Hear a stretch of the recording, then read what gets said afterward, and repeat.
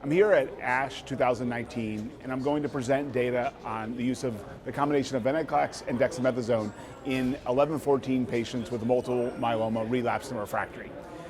We based this treatment on preclinical data suggesting that 1114 patients would respond to venetoclax. And in the phase 1 study of all comers, we had patients with 1114 and treated with venetoclax as a single agent and had a 40% response rate. My colleagues Shannon Matulis and Larry Boyes in the laboratory looked at combining standard myeloma therapies and found that dexamethasone was the best partner based on increased sensitivity of these 1114 cells to the combination. This was a phase 1 and then a phase 2 study. It's the phase 2 study that I want to talk about today. In the phase 2 patient population had a median of 5 prior lines of therapy.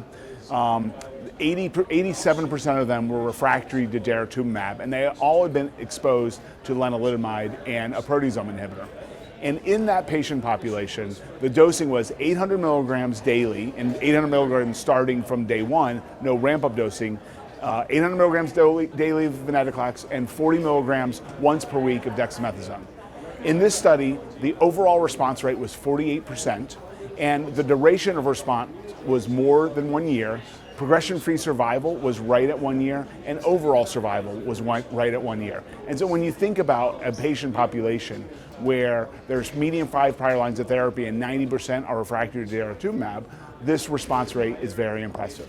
There was not an excessive amount of infections. We did not see any clinical tumor lysis syndrome. We saw some laboratory-based, but nothing clinical. And what this represents is really the first biomarker-driven, personalized treatment for patients with multiple myeloma.